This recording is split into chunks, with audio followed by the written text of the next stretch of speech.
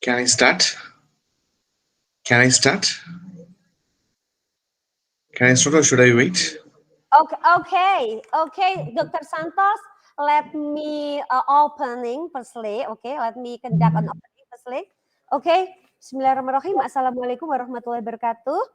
Good afternoon, everyone, and good evening. And then the excellences of coordinator of study program, Madrasah Ibtidaiyah, teacher education, Faculty of Teacher Training, Education and State, Islamic University of Said Ali Rahmatullah Tulung Agung, East Java, Indonesia. And then the Honorable Dr. I. Santos, Yeah. Master of Philosophy. And then all the distinguished guests, ladies and gentlemen, and all the participants. First of all, I would like to introduce myself. My name is Dwi Astuti Wahyu Nur Hayati from English Education Department, State Islamic University of Sayyid Ali Rahmatullah Tulung Agung, East Java, Indonesia. I'll be the master of ceremony today. On behalf of the organizer, Madrasah Ibtidaiyah, Teacher Education, State Islamic University of Said Ali Rahmatullah Tulung Agung, I would like to extend my warm welcome to all guests to the visiting lecturer series, Language Learning for Madrasah Ibtidaiyah Teacher Education of Undergraduate Program of State Islamic University of Said Ali Rahmatullah Tulung Agung in the academic year 2022 and 2023, being hosted for the time in East Java, Indonesia. On this occasion, I would like to invite you to the guests to take the reshuffling on the Gmeet. And then before starting the meeting, I would like to inform the agenda of our conference today. Firstly, opening remark by our coordinator study program, Madrasah Ibtidaiyah Teacher Education, Dr. Adi Wijayanto. Time is yours.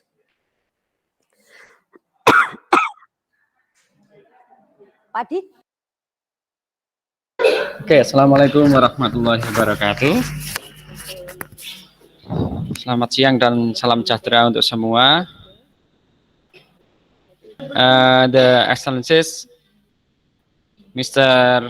Dr. L. Shanthosh Kumar. Nice to meet you, Mr. Hello, sir. Okay. We are very proud that you can be present to be a lecturer material in the course of English learning for students of Madrasah Ibtidaiyah Teacher Education Study, Faculty of Tarbiyah and Teacher Training UIN Sayyid Ali Rahmatullah Tulung Agung. Teman-teman semua, ini ada Mr. Shanthosh dari India yang akan mempresentasikan, memberikan materi tentang bahasa Inggris. Ya, jadi teman-teman mahasiswa, the student must be learning about English learning from Mr. Shanthosh from India. Thank you very much about your time in this class, and I hope we hope the lecture can improve, especially we are and the student. I hope can increase the skill about language. Okay. Once again, thank you very much, Mr. Shanthosh. Assalamualaikum warahmatullahi wabarakatuh. Thank you, sir.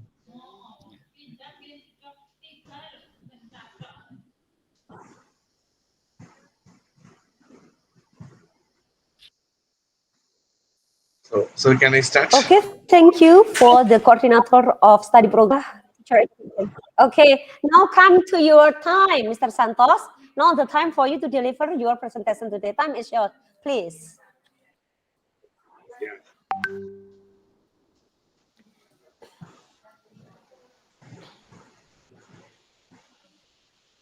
Is my screen visible? Yes, it's clear enough. It can be seen from here. Okay, fine. Is it visible now? Yes, it is visible. Okay, fine.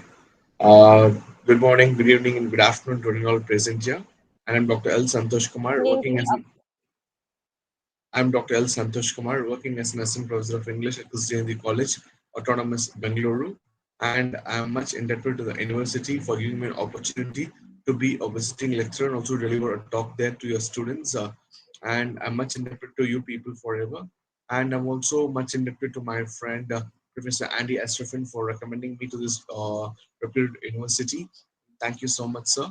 And today I'm here to enlighten each and every one of you here to give a critical insight on the particular concept called literary theories. Okay, literary theories is the emerging term or the emerging phenomenon in the contemporary times. And being a student or being a literary learner, each and every one of us should be equipped with this. So, without learning literary theory, we can't say or we can't confine ourselves by saying that we are the students of literature or we are the faculties of literature. So let me begin my presentation by asking a very basic question. Okay, uh, a very basic question here is that what do you mean by literature? Okay, in the good old past, or even exactly 10 years back, people define literature as a reflection of life, mirror of life. Whereas in the contemporary times, people define literature as culture specific production. I just repeat, in the contemporary times, people define literature as culture specific production. And the term culture has got a unifying phenomenon in the literary studies. Since I mentioned the term culture, it would be apt for me to talk about this particular concept, cultural studies or culture studies.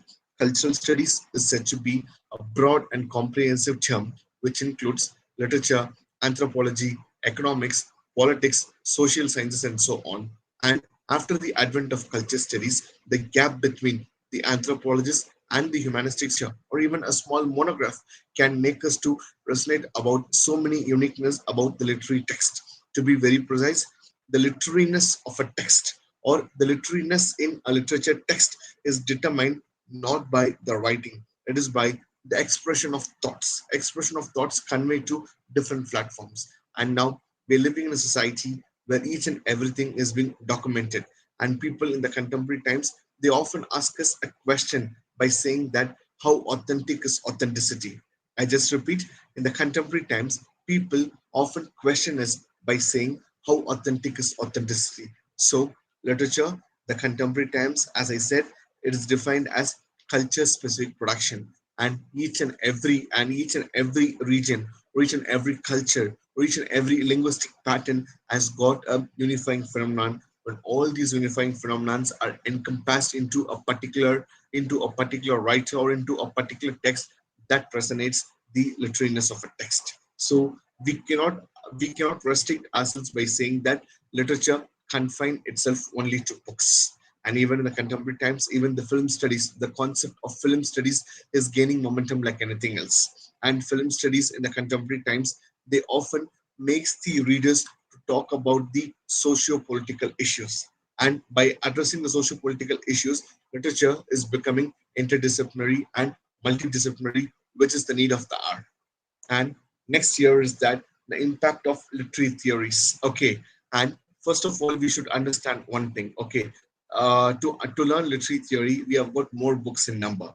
And for a basic learner or for anyone, the basic understanding about literary theory is that first they should learn the famous text of Peter Barry titled Beginning Theory. It is a famous book by Peter Barry, and the title of the book is Beginning Theory.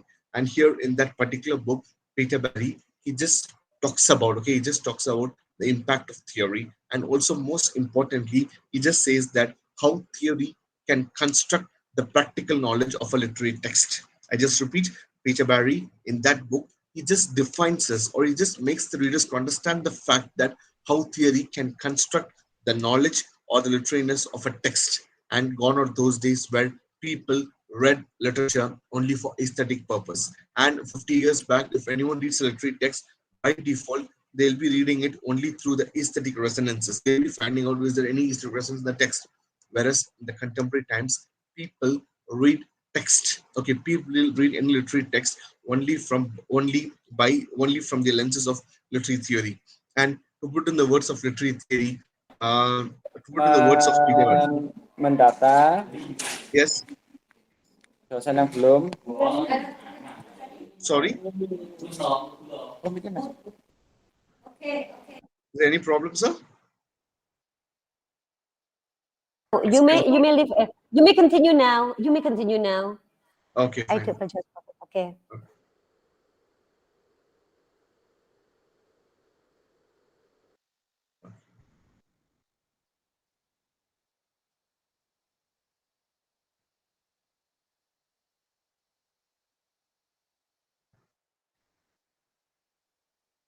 Okay, just a minute.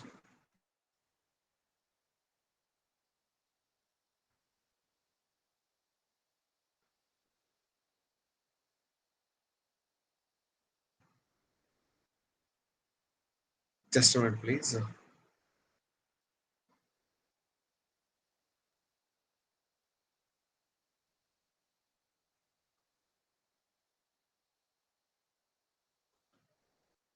I hope my screen is visible now, right? Yes, my screen is visible. Yes, it is visible. So you may continue now. Yeah, Thank you. okay. Okay, thank you. Okay, now in the contemporary times, to put in the words of Peter Barry, who is said to be the author of the seminal text Beginning Theory, he just says that, okay, politics is pervasive. I just repeat, politics is pervasive, knowledge is contingent. Okay, politics is pervasive, knowledge is contingent, truth is meaningless. I just repeat, politics is pervasive, knowledge is contingent, and truth is meaningless. And to be very precise, or to make things simple, literary theory is said to be, if anyone thinks out of the box. The concept of lateral thinking is said to can be called as a literary theory. For example, the good old past people or the professors who taught us any literary text, first they'll make us to resonate, or they will make us to resonate on the particular culture of the text. To be very precise, if you read any text from South Asian nations, what we will do is that we used to learn about their culture, and more importantly, we would also like to know about their ancestral roots, and most important thing, we would try to celebrate their cultures. Whereas in the contemporary times, if any text is being written by from a South Asian writer, by default or by unconsciously, we all of us examine that text only from the lenses of diaspora. Okay, best example, whether it might be India or Indonesia, both of our countries, we represent the South Asian majorities. Okay, we are said to be the South Asian nations. And when we migrate to any other host land or any other land to overseas for education or even for job opportunities, at that time, we undergo the concept of homelessness. And here I would like to acknowledge the famous quote of Martin Heidegger, who said that homelessness is coming to be the destiny of the world. I just repeat, I just repeat, homelessness is coming to be the destiny of the world. And most importantly, according to Martin Heidegger, what he feels or what he acknowledges here is that home and homelessness are said to be reconcilable binaries. And most importantly, what we people, or what we as a human beings, what we should understand the fact is that after the advent of globalization, the world has become accessible to everyone, and we undergo so many ramifications, and world is undergoing so many leaps and bounds. So we should celebrate, instead of celebrate, we should accept the pain undergoing by the people who undergo the concept of homelessness. And it would be apt for me to talk about diaspora studies in detail, because since I'm dealing with this particular concept called literary theories, the term diaspora is said to be, okay, the term diaspora is derived from the Greek word. And most importantly, the Greek word meaning of the word diaspora, the botanical meaning of the word diaspora is seeds dispersed. I just repeat, the botanical meaning of the word diaspora is seeds dispersed. And next most important thing here is that the term diaspora is used to refer to any body of people or ethnic population who are forced or induced to leave their traditional homeland. dispersed throughout the world and forming a community, the land of their own choice. I just repeat, the term diaspora is used to refer to any body of people or ethnic population who are forced or induced to leave their traditional homeland, dispersed throughout the world, and forming a community, the land of their own choice. So when we have these things, okay, just imagine and see, when we view any text from the diaspora perspective, it gives a different multitude, it gives birth to multidisciplinarity of a text. And literary theory, it always enables the student and the teacher and the reader to think from new perspective. And as I said, books are said to be the repository of cultures which will keep the owns alive. I just repeat, books are said to be the repository of cultures which will keep the own alive. And another most important thing, even the concept book, okay, books, books it doesn't books it doesn't mean that a book does it doesn't mean that it runs into so many pages. Even a 10-page manuscript can revamp the power structures which operates for the welfare of political monopolization. I just repeat, even a 10-page manuscript or even a 10-page of a book can revolt against the power structure which operate for the welfare of political monopolization. So most importantly, gone are those days where any student or a faculty from literature, they would be saying that okay, they are thorough with a particular nation or they're thorough with a particular nationality. Of course, by reading a particular text or by reading a particular text written by a particular author, we ourselves are restricting our boundaries by saying that if a particular text, for example, if any play or if any text is being written by William Shakespeare, what we will do is that we will just try to restrict ourselves by only by reading the perspectives of William Shakespeare and about his improvisation towards the play and what kind three unities, how he has employed three unities in his place. These were the good old days. Like this only, we ourselves had been trying to explore ourselves. Whereas in the contemporary times, what people expect us to do is that even if any literary theory emerges out, what we are supposed to do is that we are supposed to analyze or re-examine or to represent those texts from the new literary theory perspective. So this is the impact of literary theories, which is creating, and this is a welcome augury too. And next is now we have got a very big confusion among ourselves. That is, should we call literary studies or cultural studies? So what I'm supposed to say here is that, for example, I'll just tell you, okay, it would be for me, it would be better for me to quote some examples or to quote some citations so that it will be easy for you people to acknowledge how literature is transforming the lives of every individual, and most importantly, how literature is questioning the paradox, or how literature is questioning the multitudes, which is creating a huge ramification in the minds of political discourses. Okay, best example what I can say here is that okay, there is a particular paper in literature called English Studies. Okay, English Studies, and that particular paper, it just talks about how English was employed as a colonizer's language, and most importantly, how it, Brother Santos or Dr. Santos, is yeah. it the PPT doesn't run? Does it run? It's still impact of literary theories, or Now, do you can you see now? have you? Uh, Can you see it now? can be. Uh, we can see now, but it doesn't. It doesn't move. It doesn't run. Sorry, It sorry. all. It is stuck. It is stuck. Wait, The now I will PPT is stuck. wait. So I'll you share may it. open again. Okay. You may share and open again. Yeah.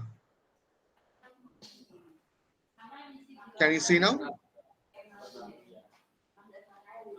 Can you see now? Yes, yes, we can see now. Okay, fine. Okay. Thank you. Okay, now, what I just wanted to explore here, or what I just want to tell you people here, is that there's a particular concept called, okay, English studies, okay, English studies in India, or English studies in general, okay. And what do people here, or what do they do here is that, okay, how English language was used as a colonizer's tool. To be very precise, how English language was employed, or how English language is being used as a political weapon in order to conquer certain landscapes so that they can win the mindscapes of the people. I just repeat how English language was used as a political tool in order to conquer certain landscapes so that they can also conquer the people mindscapes. It is just punning with the words, or it's just playing with the words, so that these people, they think that they can create a huge political ramification in the minds of the people. Okay, so next, what I thought or what we can do here is that, okay, I hope all of you remember this particular person called Lord Macaulay. And Lord Macaulay is Minutes on Education, has created a unifying political discourse in the minds of the people. And here, in one of his Minutes on Education, he has attempted by saying that I need a class of Indians who are English in blood, in taste, and color. I just repeat, Lord Macaulay, in its Minutes on Education, is uttered by saying that I need I need a class of Indians who are English in blood, in taste, and in color. Just imagine and see how the colonizers' attitude are, and how they want us to get addicted, or how they want the oppressed voices to revolt, or instead of revolt, how they want the oppressed voices to get merged into the political structures. Okay, and at the end, what happens here is that, okay, they also took William Shakespeare as a political tool. Okay, they said that if you want to earn financially well, if you want to be financially well, you can learn English language, and if you want to have a sense of moral refinement, you're supposed to read the plays of William Shakespeare. Okay, and William Shakespeare, I just don't want you people to dwell more onto it. The thing is that, see, in general, people, those who have studied William Shakespeare, all of you, most of you would be having an idea that, okay, he's the playwright who has written almost 30 some plays in literature, and none of these syllabi, almost all the universe, they can't skip William Shakespeare, or without completing they can't complete their masters or bachelors or even MPhil degree without reading plays of William Shakespeare. There lies his geniusness. Okay, William Shakespeare is said to be an enigmatic person. Okay, he was born in the year 1564 and he died in the year 1616. And the supreme irony is that, okay, by default, William Shakespeare is said to be a transnational personality. I just repeat, by default, William Shakespeare is said to be a transnational personality, and most importantly, his understanding or his views on political agendas were hugely appreciable. And the greatest thing is that the critics who lived in the times of William Shakespeare, they acknowledge him to a certain extent. Okay, there's a famous critic of Johnson who said that Shakespeare is not of an age, but for all times. I just repeat, Shakespeare is not of an age, but for all times. So just by talking about the importance of William Shakespeare, or even at the same time, some critics, they also acclaim the fact by saying that Shakespeare is an upstart crow beautified with our feathers. They also acknowledge by saying that Shakespeare is an upstart crow beautified with our feathers. And next, most important thing about William Shakespeare is that, okay, most of his historical plays, they always attacked, or they always question the political follies which happened in England. And most important thing, what happens is that William Shakespeare, even when he was living, or even when he was living, and even when he thought that, okay, it is high time for him to quit the English stage and to take a rest, and he spent the rest of his life just by sharing the experiences which he had with his people. Even then, he was not sure that he himself will be a political tool, and even his place will be a political, his place will have some kind of political resonance. So that is the beauty of literary theory, or that is the beauty of a literary scholar, where they make each and every individual to think radically. And radical approach or reasoning is not the need of the hour, where each and every literary faculty is expected to have. And most importantly, what we can say or what we can assure is that literature doesn't okay literature makes the individual to literature makes the individual to leap against the odds. Literature makes the individual to question the veracity of falsified truths. And also, at the same time, literature makes the individual to understand the importance of original truths. And in the contemporary times, people often say that truths are being brought to the limelight. But here also the question is that whether the original truths or the falsified truths. When it comes to falsified truths, what happens here is that people, they often question us, or the people, they often condemn us by saying that we as literary scholars, or we as a human beings, or we as a humans should not restrict our paradigms. When all our paradigms are being restricted, we do not know where things are going to operate. The operation Monday, which it matters a lot like anything else. So what happens is that, okay, and most importantly, Shakespeare, almost all the plays of William Shakespeare can be viewed from the critical theory. Critical theory. For example, I hope all of you have read this famous play of William Shakespeare, The Merchant of Venice. And in this particular famous play, Merchant of Venice, we all know the antagonist is said to be Mr. Shylock, and Shylock is said to be a typical representative of the subaltern issues which is happening all over the globe. And as we all know, subaltern studies in general, they just talk about the voice for voiceless. To be very direct, subaltern literature or subaltern studies in general, they just talk about voice for voiceless. And also, most importantly, subaltern studies subaltern studies to a greater extent, they always draw the line between personal and political.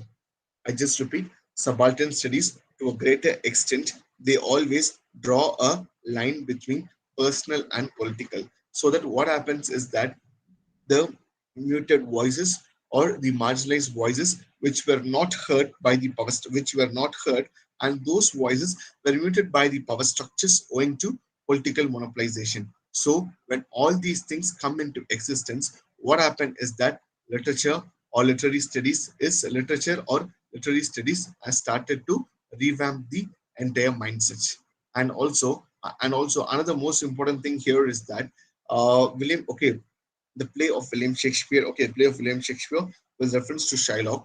The plight of Shylock, which he undergoes since being a Jew, can be examined or can be retrospected from the perspective of subaltern. Shylock can be re-examined, or Shylock can be re-introspected. Shylock can be re-examined or re-introspected from each and everyone's perspective. And second most perspective is that if you take the famous play of William Shakespeare, then another famous play is Tempest. And in the contemporary times, we all of us talk about the importance of global warming. We also say that it is a bound duty to protect or to preserve our nature. And there's a particular theory in literature called eco-criticism.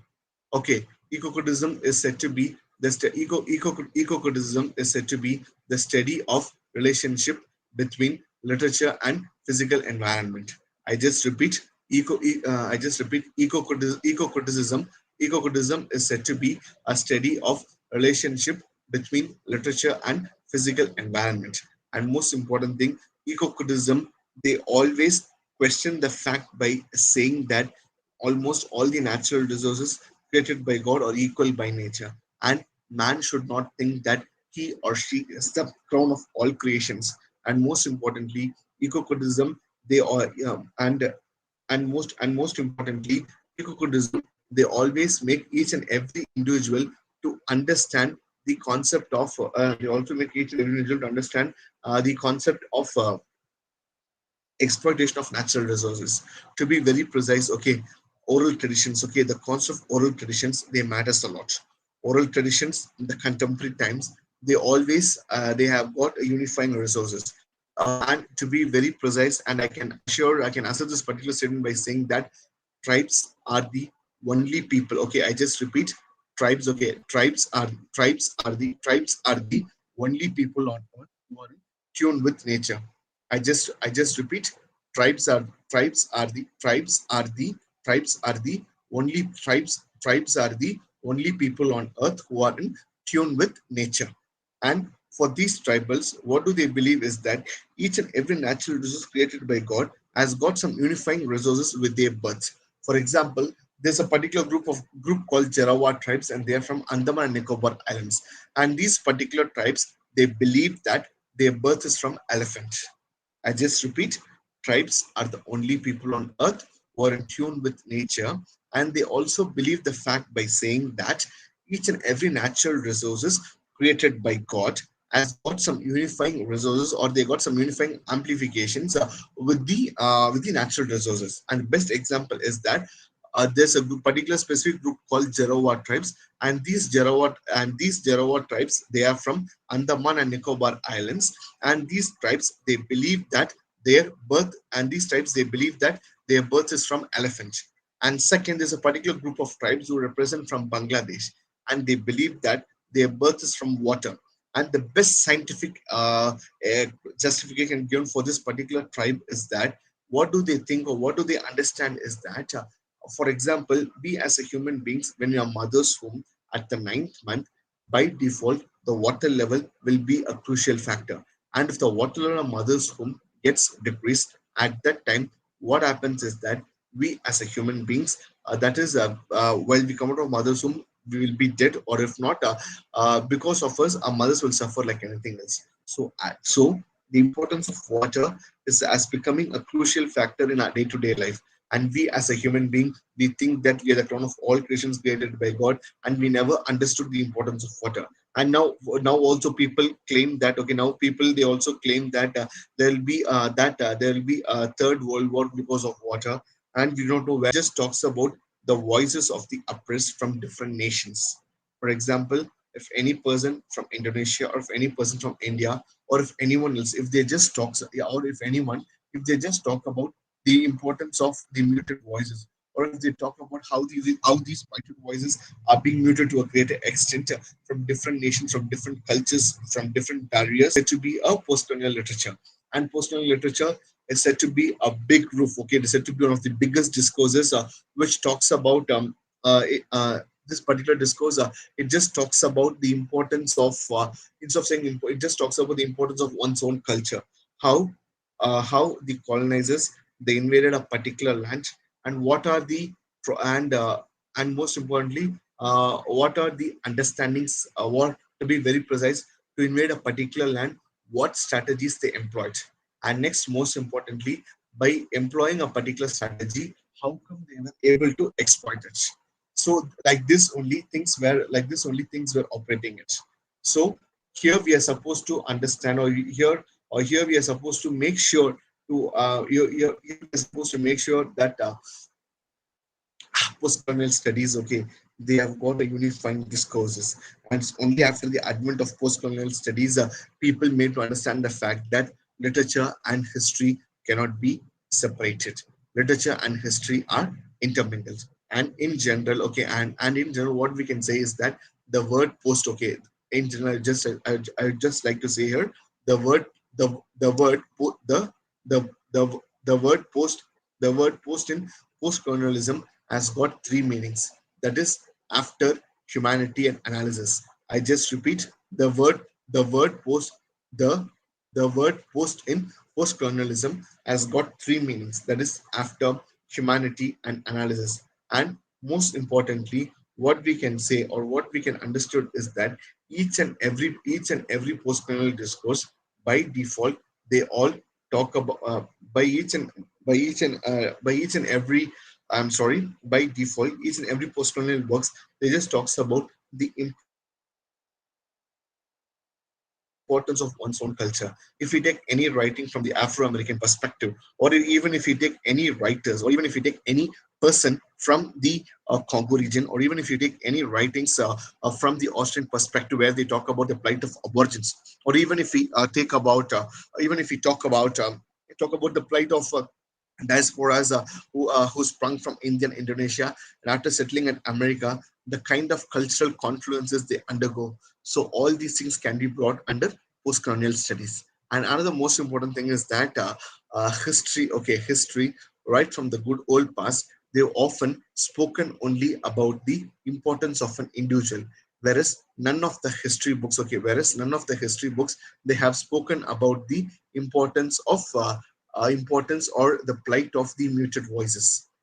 Best example, just try to refresh or brush up your mind by saying that the history books which you have learned from the school days until now, it has spoken only about the importance of individuals. Individual sense that kings and queens and their life history. Whereas after that, none of the history books, okay, have been spoken about the collective plight. Whereas now in the contemporary times, historians, historiography, and history books are creating a rampant discourse in the literariness of a text. And all these things are possible because of the writers who just started to question the power structures. And most important thing, history has become a irreconcilable binary. And most importantly, what I can say is that history and literature, they cannot be separated. And it is only through history literature is gaining momentum. And it would be apt to quote a famous line of John Keats, a Sylvan historian. So when all these things comes into existence, when when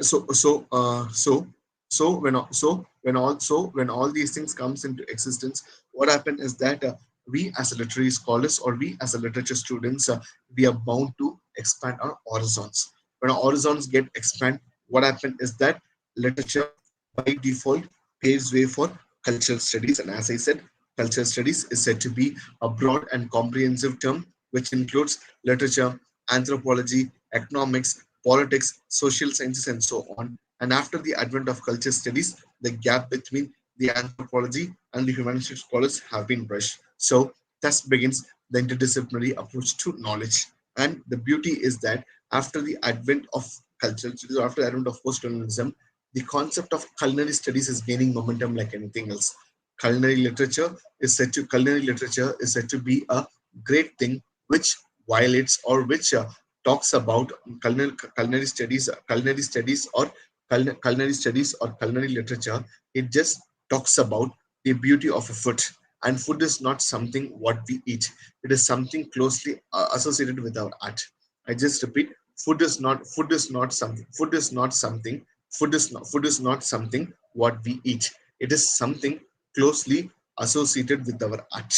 So the food which we eat or the food style which we follow, so all these things are being questioned like anything else. So when all these things comes into existence, just a minute, when all these things comes into existence, what happens is that we as a literary students, for example, best in what I can say is that there's a famous text called Interpreter of Melodies, and this particular text was written by the famous author Jhumpa Lakshmi. And in that particular text, she just talks about, okay, and this particular text, she just talks about how how food has been used as a colonial phenomenon. For example, there'll be living a particular couple, okay, particular Indian couple, and their name is Mr. and Mrs. Das. And both of them, what they will do, and both these couple, what they will do is that, okay, Mrs. Das is the kind of woman who always loves to have Indian fish. Just imagine and see an Indian woman settled in America where she longs to have Indian fish in the US fish store market. So at that time, what happens is that what happens is that she would be requesting Mr. Sen to go and help her out, and Mr. Sen will be saying that since he's busy with the workload, he said that he can't help her out. So at that time, what happens is that Mrs. Sen, she just reaches the fish market, that to Indian fish market, Indian fish store market, and there she gets the Indian food. After coming home, she just cooks the food and she just starts to have it.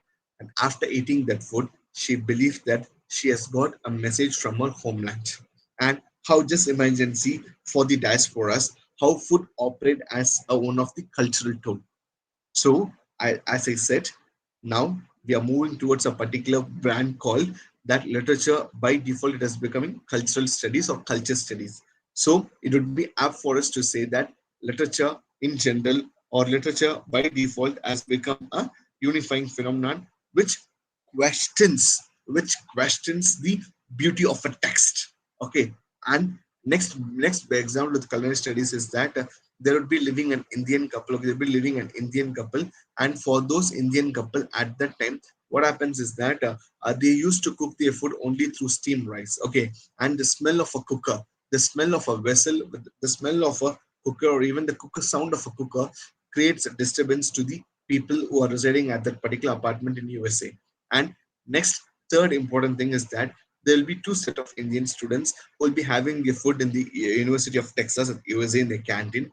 And what happens is that when okay, by default, when they used to have their food through and without using their teaspoons, even for that they are being marginalized. So just imagine, see, when all these writings, okay, when all these writings are put into a gamut or put into a roof by saying that this is how literature should be reinterpreted or this is how literature should be questioned. So when all these things comes, so when all these things come into existence, what happened is that literature is gaining momentum to a greater extent. So it would be apt for us to say that we can call literary studies as a cultural studies. And most important thing, okay, I just wanted to say this particular thing. Okay, impact of literary theories. Okay, literary theories, it always makes the individual to think out of the box. The concept of lateral thinking, and gone are those days where people they just read even the poems of William Words, so even any poems of any writers only from a particular perspective. It is not like that. Even those readings can be re-questioned.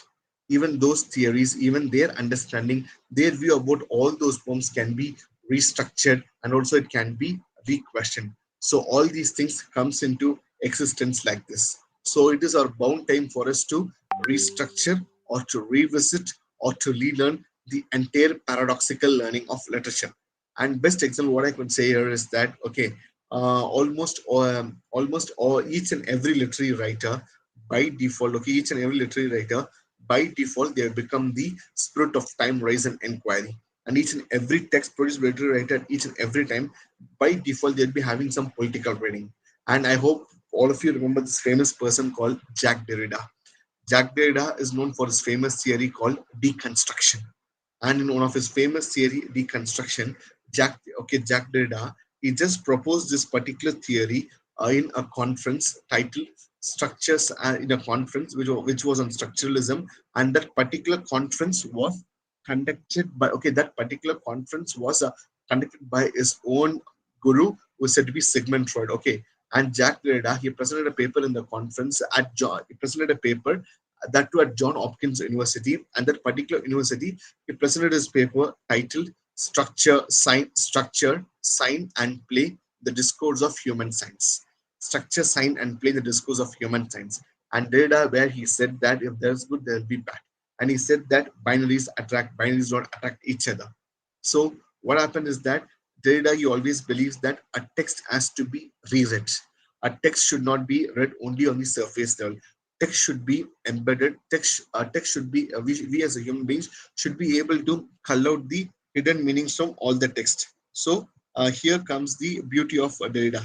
And next what happens is that okay, next what happens is that Jacques Derrida in general, he questions the concept of author. Okay, and next same thing is with a famous personality called Roland Barthes, and he is the man who just proposed the concept called the death of an author. Okay, and next same thing is with another person. Okay, Stanley Fish. He just asked us that question: is there a text in the class? And there's another person called Michael Foucault who said that who made us to question the fact between literature student or the literary faculties, they'll be ready to immerse their minds like anything else. So on the whole, I would just like to conclude my presentation by saying that people from the sciences stream or people from other domains, they often condemn the literary faculty, literary students by saying that you people just teach only facts or you people just fictionalize the facts. What is the point in that? Okay, and to those people through this lecture, what my answer is that literature is an illusion. I just repeat, literature is an illusion, but only through an illusion one can understand the real meaning of life. I just repeat, literature is an illusion, but only through the illusion we understand the real meaning of life. Thank you so much. If any queries you can ask me now, I'm ready to answer. Thank you. Okay, thanks a lot, Dr. Santos, for the very nice and informative presentation. Okay, audience, please, do you have any question for Mr. Santos, Dr. Santos presentation? It talks about the learning in English, learning language. Yeah, it could be English, and then it also talks about the literature and the relation between literature and also text. As what I got to you as in your conclusion, actually literature is not an illusion, but it is an illusion about the meaning of real life. Is that right? Is Yes. it right? Okay. So don't underestimate about the literature, but literature also educate us about the moral values, about how the way of life and etc. So as a writer, as an author, not only just write something, but it must be based on some research on fact and etc. Because there are certain relationship, yeah, like why did we also couldn't we conduct any retrospective research, as what you said, that there is any relationship between the text, the subject, yeah, any field, and also the environment. Is that right, Dr. Santos? Yes. Yes. Okay. How about you guys? Do you have any question about how to teach the students in elementary school, and then you are as what's that teacher education student, as a candidate of a teacher education, so probably you don't master about the language, so how could you, yeah, how could you uh, place possess, yeah, yeah, your position in this case. Okay, Dr. Santos, probably I just want what's that represent their question to you, Yeah. because most of them as a candidate of a teacher, especially in elementary school, okay, most of them do not master about the English language. In Most fact, of them. they have to most of them, they don't master, they could not master about the English subject, the English language. So and then one problem for that become a classroom teacher.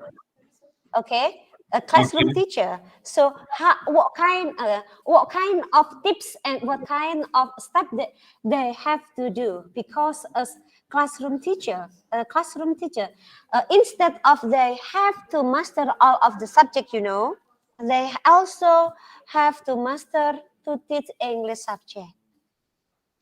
So One, what? one, one Mhm, one simple advice is that first, as a mhm, teacher or as a student, they should reduce the fear of learning English language.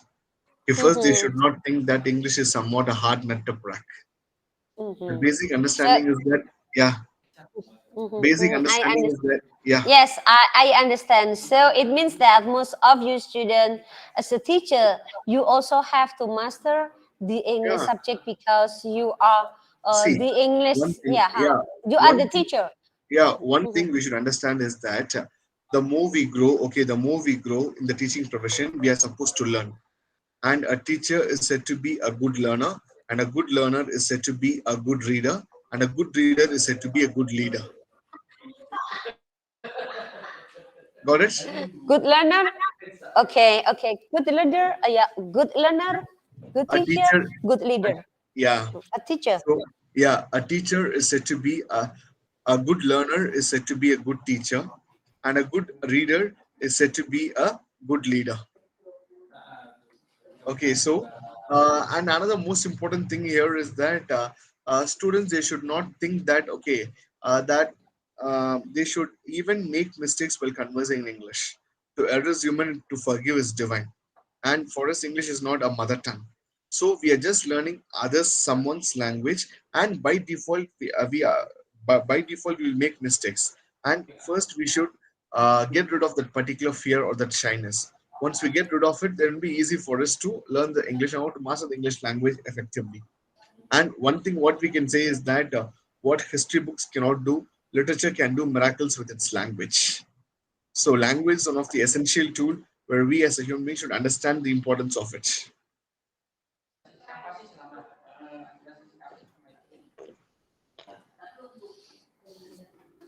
Thanks a lot, Dr. Santos, for the very uh, representative or informative and very clear explanation for us. Okay, how about the others? Anyone? Okay, Ma'am Puspita Mayaratri, you may ask the question, please. Okay, thank you, Ma'am Dwi. I'm gonna ask you, Mr. Santosh, I apologize if my question has been discussed before because I a little bit late for joining this meeting. So sorry if I asked the question that has been discussed before. Okay, my question is very simple. Can you give me some examples of children's books that we can use to teach about literary for elementary students? Maybe the example of children books. That's all my question. Thank you, Mr. Santos. Ma'am, can you repeat the question? I couldn't get you. Sorry. Okay, my question is, can you give the examples of children books that can use for teaching about literary for the elementary students? Ma'am, simple thing to answer your question directly. Instead of teaching students to elementary students through books, you can just use some animes, ma'am. Animes and PPTs would be the best version. If you use animes and multimedia, if you use that, if you make the text visible to them in the multimedia form, it will be easy for them. And we have got so many texts. There's a particular branch in literature called children's literature. So this children's literature, they all makes us to understand the fact that how unique a text is supposed to be. So children's literature is more advisable, and most important thing, we live in a society where students are said to be Zen tech oriented than being text oriented. Okay, just repeat. We live in a generation where students are tech oriented instead of being text oriented. So my simple advice or suggestion is that any book is advisable. And example how to teach them is that, okay, the way to teach them is that is to just to use the anime techniques. That is the only thing I can say, ma'am. I hope I answered your question, ma'am.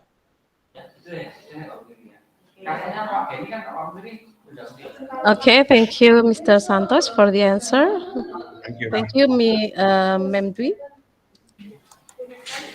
Okay, my pleasure, Maya. Come on, how about the others? It is very clear that a good book, a good literature books for the student, for children. Yeah, it also contains for the visual, and it also contains for the moral values and etc. It is it could be teach what's that memorable images within context, simple vocabulary and grammar, great life lesson. Reading them is fun. I think it's also could be visual and audiovisual. As what I have also given to the children, it also audible stories. I think so. Thank you. For the next, please.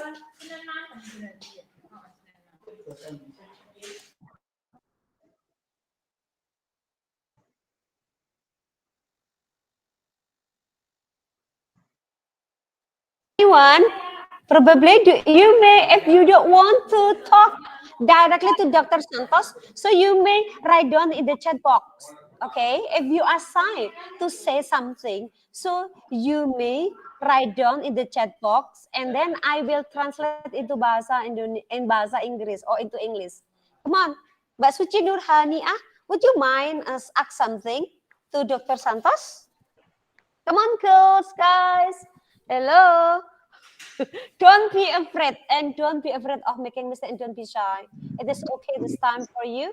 It is your chances, I think, to to discuss anything with Mr. Santos,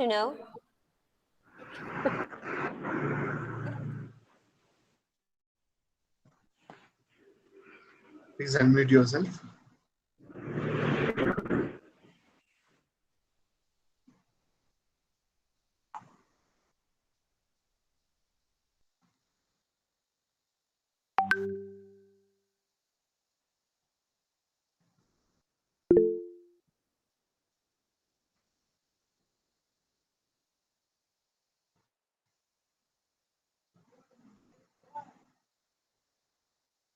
Okay, Dr. Santos.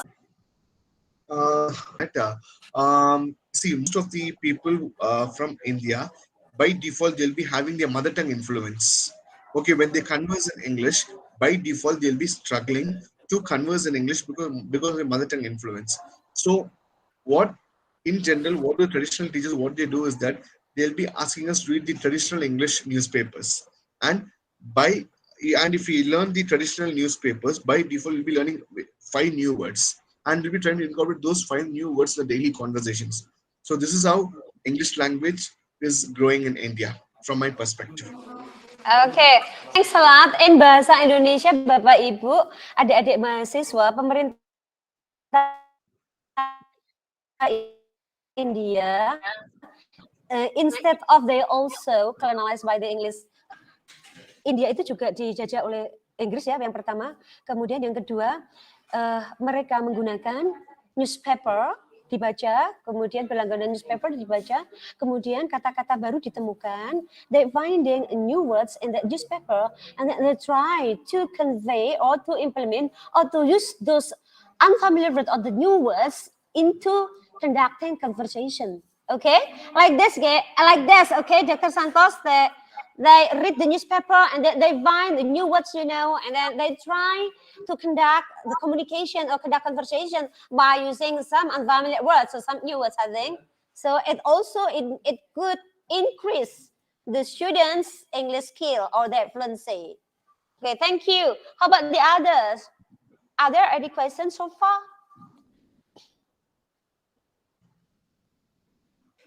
Okay, the second question, Dr. Santos. Yeah. Okay, how does the technology, how could technology be utilized in teaching English in India? So how about the rule in the technology will Yeah, be yeah. used? Okay, got it. Okay. There's a particular app called Kahoot. Okay, there's a Okay, particular game learning app called Kahoot. And what do English teachers in India, what do they do is that they just use that app, okay, and they'll be just make these students to learn through that app. Okay, for example, they'll be inserting a particular word in that Kahoot app, and they'll be asking students to equate those 10 synonyms for that particular words. So Kahoot is one of the best learning app for learning English language. Teachers are employing it. Another most important thing, what they do is that they use technology in the sense that they also make the students to do a formal PowerPoint presentation. They also make students to do some powerful presentations. So at the time, what happens is that they will just make them to come and stand in front of the podium, and they'll make the students to talk on more beautiful aspects. So like this, only teachers in India, they make use of technology for the upliftment of student community. Okay, thank you, Dr. Santos. Okay, Ma'am Diana, do you understand that Kahoot is one of platform or online platform that can be used by the teacher to teach them, and then the students could find any new or unfamiliar words, and then they try to develop in front of their friend and also in front of the podium, and then in the larger situation and also in the larger event, that's why it could develop the other perspective or larger perspective. In bahasa Indonesia menggunakan Kahoot dan sangat digandrungi dan menjadi salah satu atau yang terbaik, yang terlaris di India. Siswa-siswa menggunakannya untuk memperkaya kosakata dan menggunakannya ketika berbicara dengan teman-teman lain. Kemudian dengan kayanya kosakata mereka mencoba untuk tampil di depan podium. That's it. Thank you. Okay, the next question please.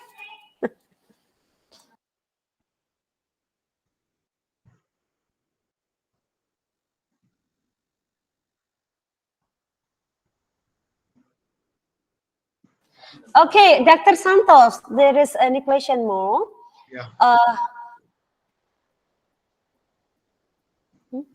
What effort do the government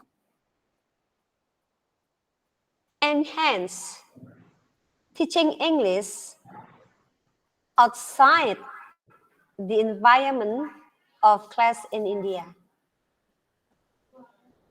So what kind of effort to enhance English teaching outside the classroom, outside the school environment in India? Do you know?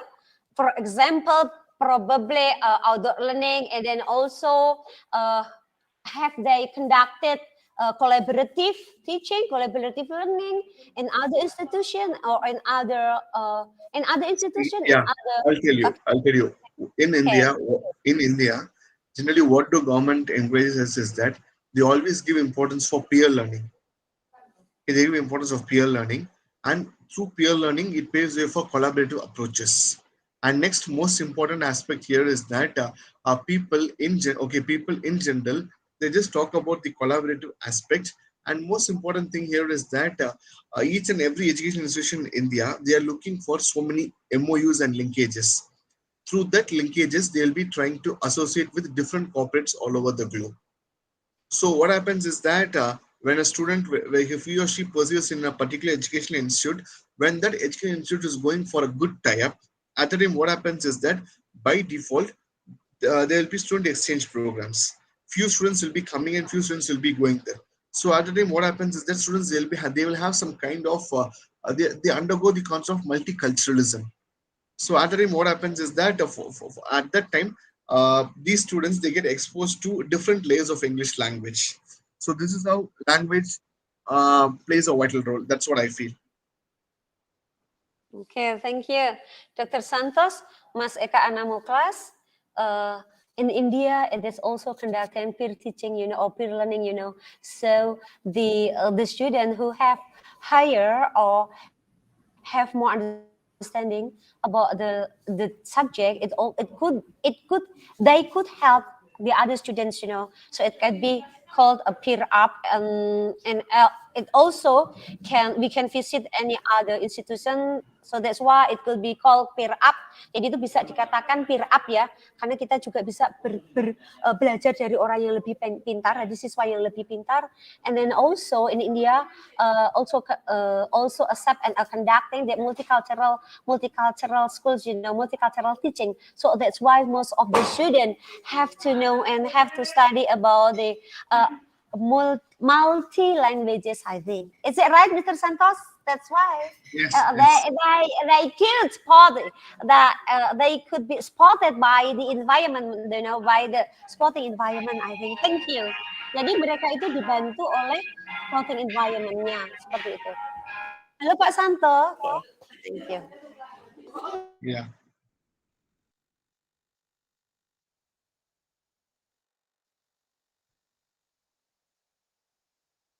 Next, please. Anyone?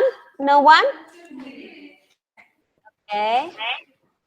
Okay. The next question, please, from Alicia Alia.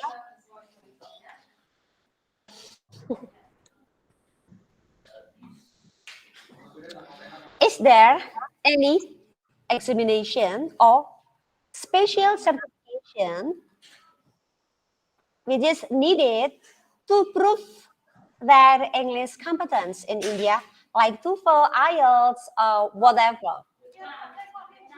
Or instead of that situation, is it real the same, or it is the same in our country, or probably in India have something?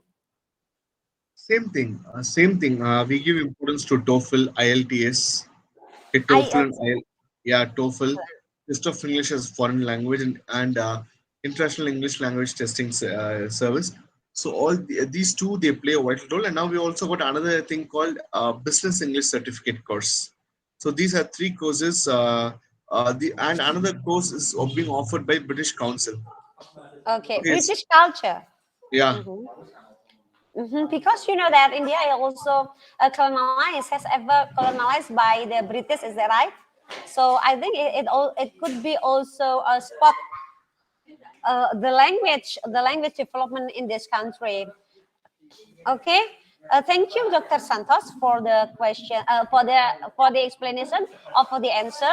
Probably anyone want to know about? Okay, Dr. Santos, may I know about your explanation? If you say Kahoot is the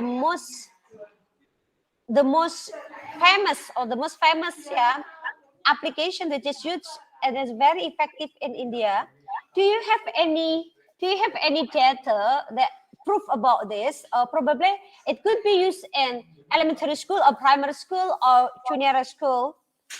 Yeah, no, Kahoot can be used for all sets of students. Kahoot is a user-friendly app both for teachers and for students. Initially, Kahoot was designed only for primary and elementary school students, and later it got shifted towards college age students also. Okay, thank you. Okay, anyone? Probably, do you have any question again about this? About his presentation, because it's a very interesting. If he talks about the literature, he talks about the literature, and that literature also teach us. Yeah, it also teach us that actually, as an author or as a writer, we do not only write something or write ideas, but I think we also become an author based on the facts, based on the research, based on the what's that any reasonable or logical way. Is that right, Mr. Santos? Is that right? Yes, Yeah. yes, it's So we don't underestimate about literature. Even though literature is illusion, but illusion is also a such kind of the way of life. It also what's that real meaning of life. yeah, the real meaning of life. I think it is very a deep meaning. It is like a philosophy. I think. Is that right, Dr. Santos? Is like yeah, it's a philosophy. I think you just because literature just teach facts. Literature is illusion and the real meaning life. I think. How about the others? No one? Hello, anyone?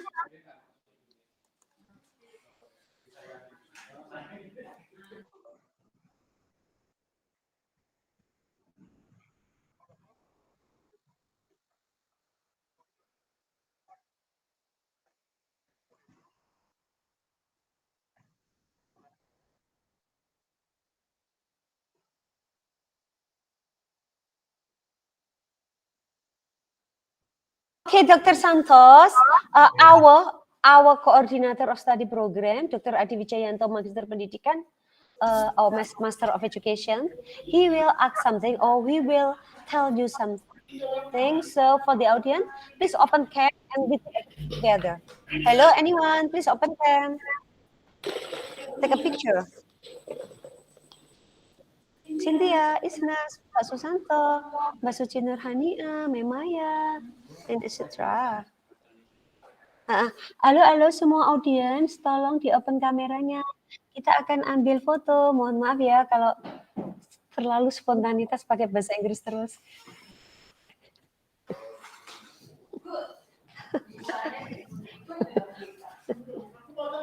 Come on, anyone? Mbak Suci, Pak Santo. Pak Afid, will you take a picture or Pak Adi? Mas Adi? Will you take a picture? Okay. Keep a count, Count it, please.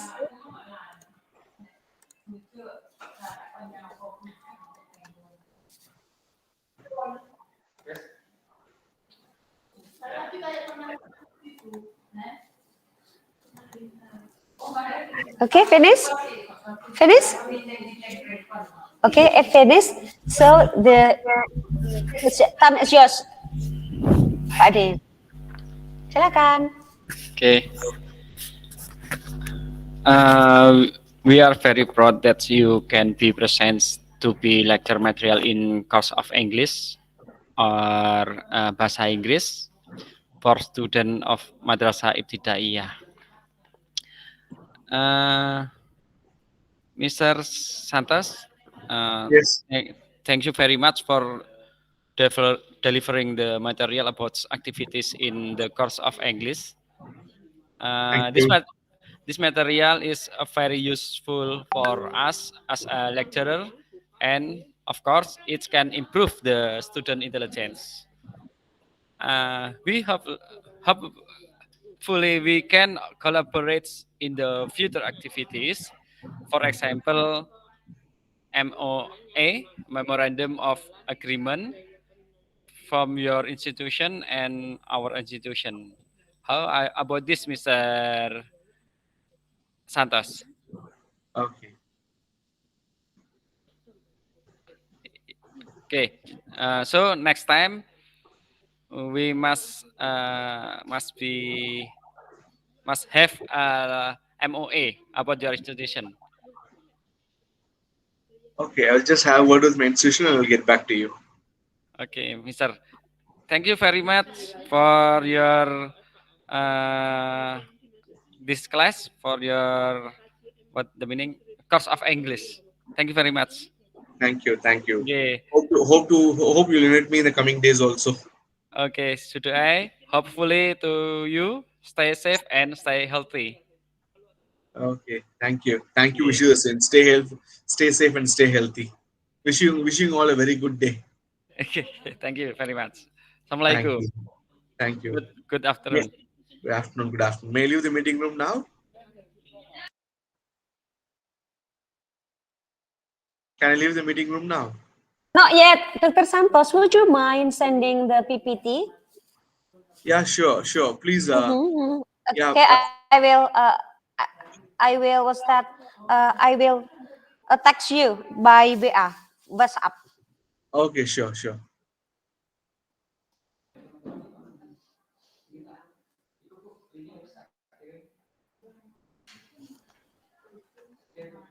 Oke, the audience partisipan, silakan mengisi daftar hadir peserta. Oke, Dr. Santos, Yeah. your certificate will be sent by the coordinator of the coordinator of study program. Okay. Okay, but I think it is very nice. And then our institution will conduct MOU, as what they said to you, a collaborative agreement, a collaborative agreement. And then let me check your mobile. Okay, your mobile. Okay, your mobile.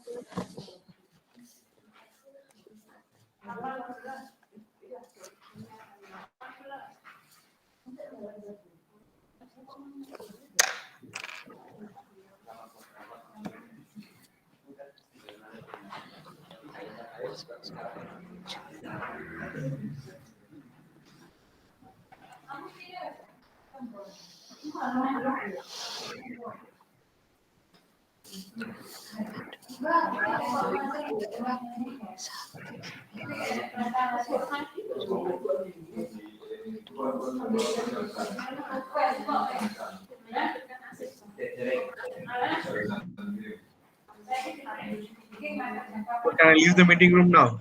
Okay, thank you. Okay, thank you. I will close this event. Thank Okay. you for Thank you. for for your nice presentation, Dr. Thank you. Santos, Yeah, and then please do invite me in the coming days also. okay.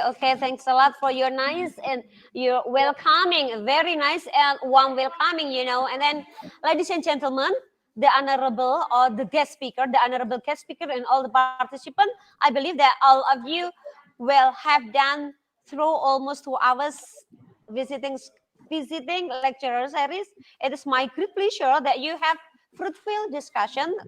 Though I think 2 hours is not enough, I think in this virtual visiting lecturer series, which is same learning language, I expected that every participant to get great enhancement by joining this event. Thank you for all the guest speaker and all participants. And we hosted the one-day virtual visiting lecturer series on June 21st, 2023. Now we come to the end of the event. I am Dwi Astuti Wahyu Nur Hayati as the host of the visiting lecture series today. Do apologize if I have some mistaken. Let's close the meeting by saying Hamdalah. Alhamdulillahirabbil alamin. And then finally, Musikum manasib bitakallah. Wassalamualaikum warahmatullahi wabarakatuh. Good morning and see you in other lecturing feature series and seminar. Bye-bye, guys. Okay, Dr. Santos, see you next time. Thanks a lot for your help. Bye. Thank you. Bye. Thank you. Mhm. Mhm. Yeah, you may leave now.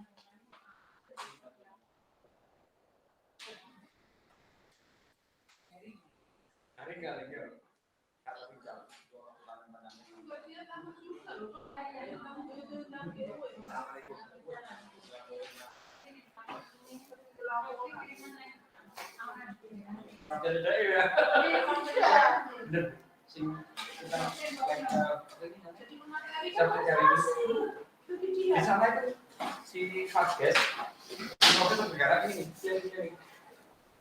ini kan banyak kan udah, tapi untuk penanganannya kuat apa? Tapi bisa kita mengakui Kalau saya itu dulu 5 belum 14. Jadi angka saya itu sering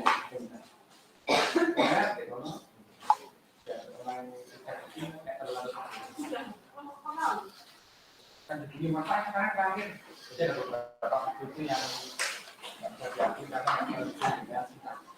karena di sistem BPA itu ternyata melihat cintanya itu cinta itu sudah ya ya jadi saya itu Sampai jumpa lagi besok ya guys. Jangan lupa besok masih ada lagi ya. Teman-temannya tolong dikasih tahu.